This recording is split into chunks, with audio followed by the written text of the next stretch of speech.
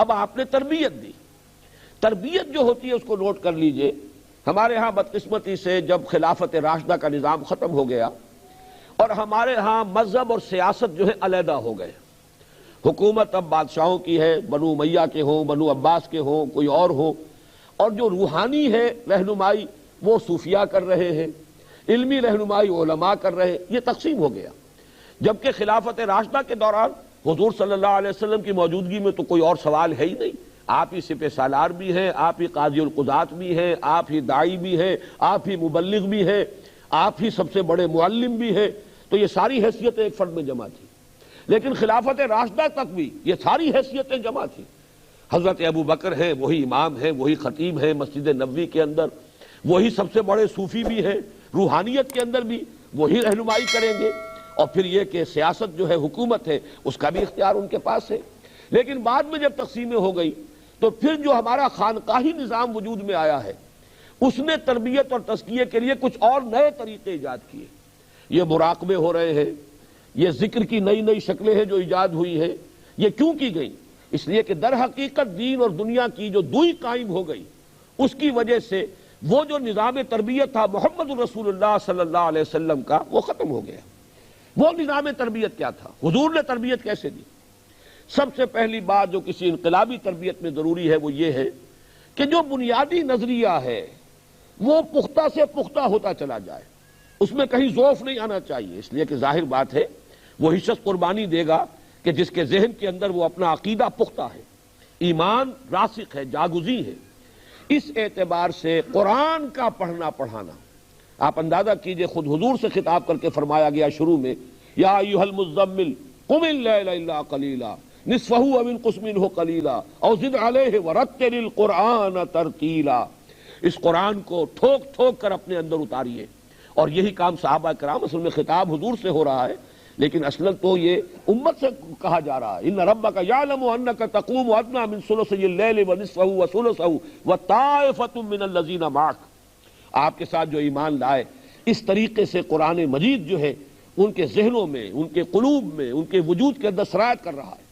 لہذا تہجد کی نماز، رات کو کھڑے رہنا، اس میں یہ ہے کہ نفس کے خلاف بھی ان ناشیۃ اللیل ہی اشد وطئا واقوم قیلا، رات کے وقت جاگ کر نیند سے اٹھ کر اللہ کی عبادت کے لیے کھڑے ہو جانا نفس کو کچلنے میں یہ بہت ہی مفید ہے.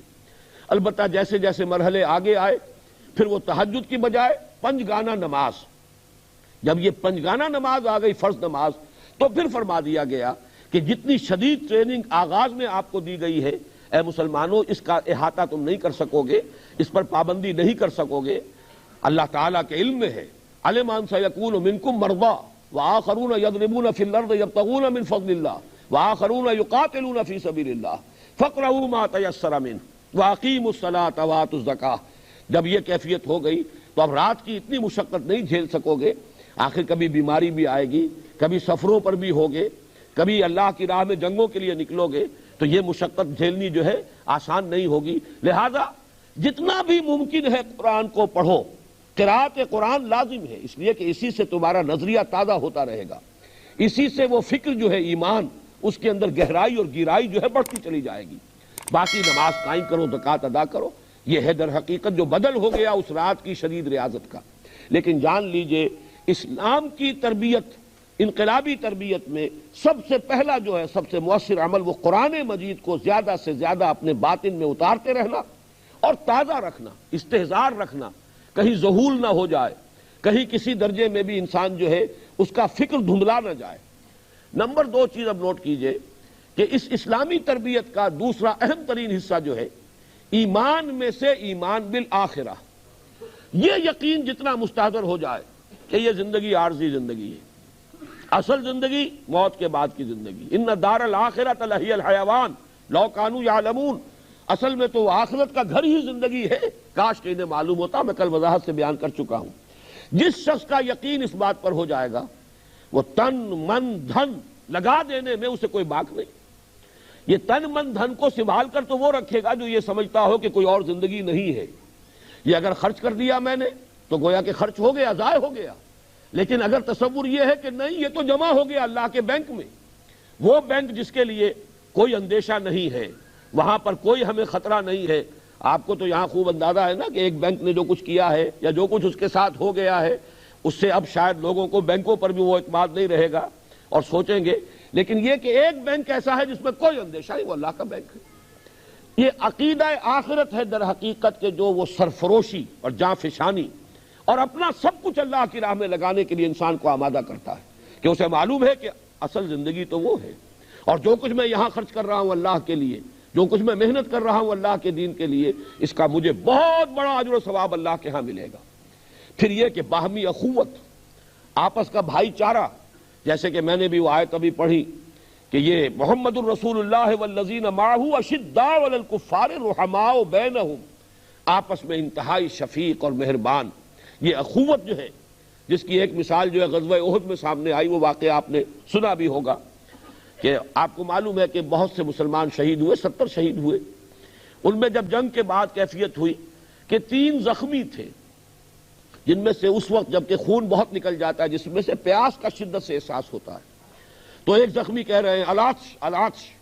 پانی کا پیالہ قریب لایا جاتا ہے کہ برابر سے کسی اور کی آواز آ جاتی ہے الاچ. اب وہ کہتا ہے پہلے میرے بھائی کو پلاؤ. وہاں گئے تو ان کو ابھی صرف منہ کو لگایا تھا پیالہ کے، اور قریب سے آ گئی کسی اور کی پکار الاچ، اور وہ کہا پہلے اس کو پلاؤ. جب وہاں پہنچے ہیں ان کا انتقال ہو گیا، واپس آئے دوسرے کا بھی انتقال ہو گیا، پھر واپس آئے پہلا بھی گیا. معلوم ہوا کہ سب کے سب اپنا حلق تر کیے بغیر پہنچ گئے، اس لیے کہ ایک دوسرے کے لیے ایثار. یہ ایثار ہے جو محمد الرسول اللہ صلی اللہ علیہ وسلم نے صحابہ کرام کے اندر پیدا کر دیا تھا، اخوت باہمی، اور اس درجے کی شدید اخوت. یہ ہے وہ انقلابی تربیت، اور سب سے بڑی تربیت ہوتی ہے، یہ نوٹ کر لیجئے، جو دوسرا مرحلہ میں نے بیان کیا، سمع و طاعت، حکم سننا اور ماننا. اس لیے کہ انسان کو سب سے زیادہ جو عزیز ہے وہ اپنی انا ہوتی ہے، میری رائے، میرا خیال، میں ان کی بات کیوں مانوں؟ ان کو کوئی سرخاب کا پر لگا ہوا نہیں ہے، یہ کہیں آسمان سے نازل نہیں ہوئے ہیں. لیکن جب ٹریننگ ہوتی ہے ماننا ہوگا، چاہے تمہاری طبیعت اس پر انشراح محسوس نہیں کر رہی ہے، پھر بھی تمہیں ماننا ہوگا. جیسا کہ میں ابھی بعد میں عرض کروں گا، چوتھے مرحلے کے دوران پورے 12 برس حضور صلی اللہ علیہ وسلم کا حکم یہ تھا، جس کو آرڈر آف دی ڈے کہا جائے گا آرمی کی اصطلاح میں، کہ چاہے تمہارے پرچے اڑا دیے جائیں تم کوئی جوابی کارروائی نہیں کرو گے. اس حکم کی اطاعت جو ہے، اس پر کاربند رہنا، یہ اتنی بڑی تربیت تھی. انسان جو ہے اپنے ارادے پر، اپنے جذبات کے اوپر کنٹرول رکھے. کسی نے تھپڑ مارا ہے، جواب میں تھپڑ نہ مارے. کسی نے اگر کوئی اور تکلیف پہنچائی ہے تو چاہے قادر بھی ہو فوری طور پر بدلہ لینے پر، لیکن بدلہ نہ لے، اس لیے کہ محمد الرسول اللہ نے اجازت نہیں دی صلی اللہ علیہ وسلم. اس سے وہ تربیت ہوئی ہے صحابہ کرام کی کہ جس میں کہ نظم، سمع و طاعت، ڈسپلن، جو حکم دیا جائے مانو.